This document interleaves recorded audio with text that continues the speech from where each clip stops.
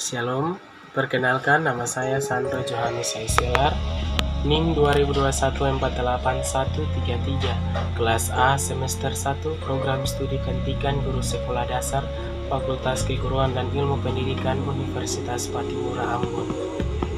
Di sini saya akan membahas tentang rangkuman garis-garis besar materi mata kuliah pendidikan agama Kristen dari pertemuan pertama sampai pertemuan terakhir.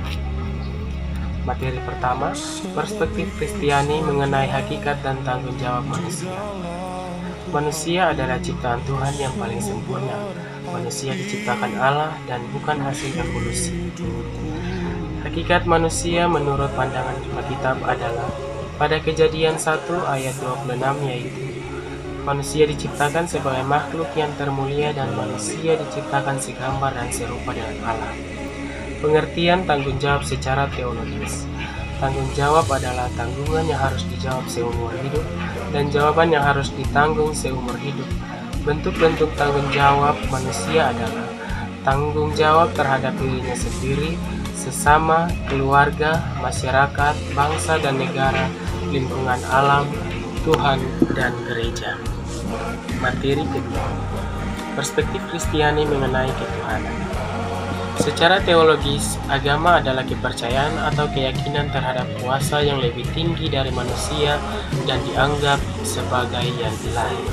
Fungsi agama adalah sebagai fungsi edukatif, penyelamatan, pendamaian, kontrol sosial, memupuk rasa solidaritas, transformatif, kreatif, dan sublimatif.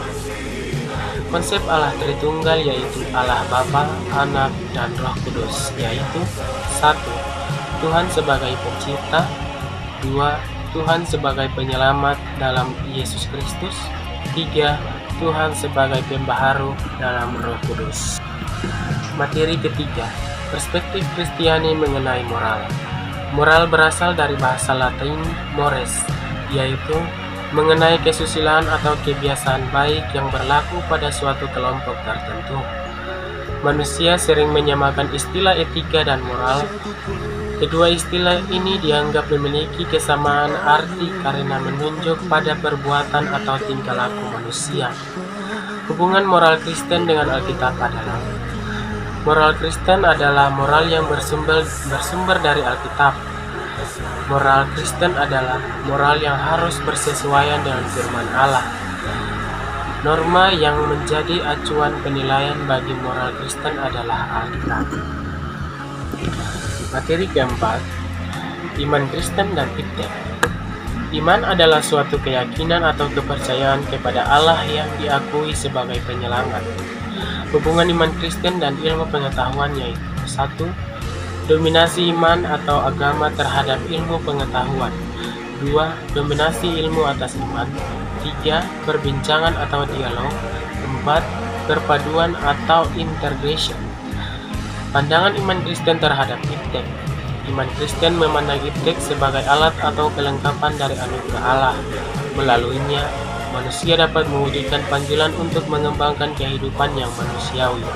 Iptek adalah pemberian Tuhan. Iptek adalah karunia ilahi. Allah merupakan sumber dari segala ilmu pengetahuan. Materi kelima, masyarakat majemuk yang berkeadaban.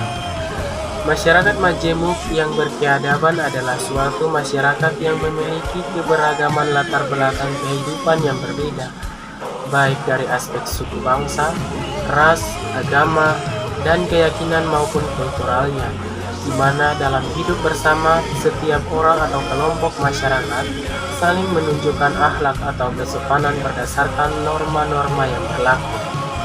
Faktor penghambat yaitu kebijakan politik, eksklusivisme dan fundamentalisme agama, identitas primordialisme, kemiskinan dan irasionalisme.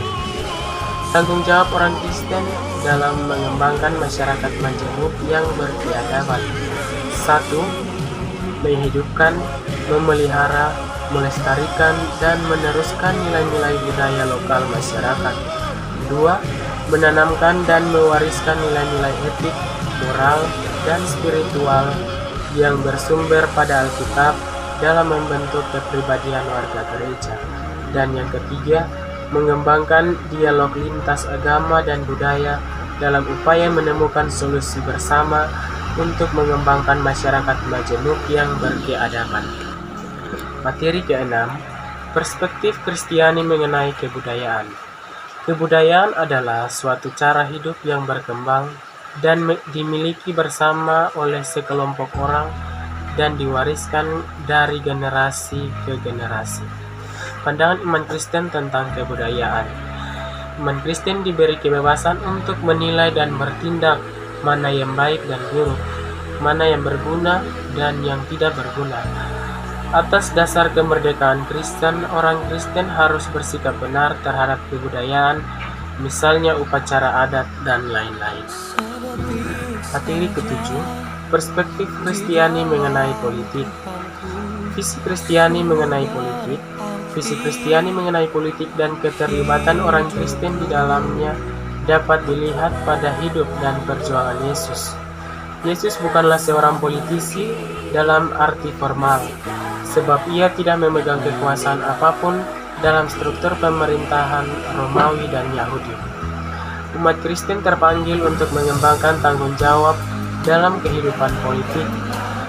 Tanggung jawab mendorong terjadinya emansipasi politik masyarakat yang serta maknanya dengan pembebasan atau kemerdekaan. Dimaksudkan untuk membangun kesadaran masyarakat terhadap esensi politik sebagai usaha bersama untuk melakukan tindakan-tindakan pembebasan terhadap berbagai macam penderitaan yang dialami oleh masyarakat, berupaya untuk mendatangkan shalom Allah. Materi ke-8, perspektif Kristiani mengenai hukum. Hukum adalah perlindungan kepentingan manusia yang berbentuk kaidah atau norma. Hukum diciptakan untuk melindungi kepentingan dan mengatur cara manusia memenuhi kepentingannya. Pandangan iman Kristen mengenai hukum. Umat Kristen harus menjalankan apa yang tertulis di dalam hukum Tuhan. Tidak dapat tawar-tawar lagi, karena ia bersifat konstan dan abadi. Ada 3 hal yang berhubungan dengan hukum Tuhan, yaitu 1. Manusia berdosa dan dibaharui. Manusia membutuhkan hukum untuk membatasi kedosaannya. 2. Hukum Taurat sebagai pedoman dan pengajaran. Yang ketiga, hukum kasih yang terdapat dalam Matius pasal 22 ayat 37 hingga 40. Materi ke-9, kerukunan hidup antar umat beragama. Kerukunan hidup adalah situasi hidup bersama di mana di dalamnya tercipta kedamaian, ketentraman, kebahagiaan, ketenangan, ketertiban. Tidak ada konflik atau pertentangan antar warga masyarakat. Makna kerukunan hidup antar umat beragama. Kenyataan pluralitas yang kita miliki sebagai bangsa Indonesia merupakan keunikan dan kekayaan yang patut disyukuri. Hidup bersama dalam konteks masyarakat seperti ini membutuhkan toleransi, solidaritas, dialog, dan kerjasama yang dilandasi oleh keterbukaan, kejujuran, dan ketulusan hati. Materi yang terakhir, manfaat dari keseluruhan materi ini untuk saya adalah saya dapat mengetahui dan mengerti bagaimana perspektif Kristiani mengenai hal-hal yang terjadi di dunia, serta menambah wawasan saya agar lebih mengerti dan menjadikan sebagai suatu pedoman untuk hidup saya ke depan. Sekian dan terima kasih. Shalom.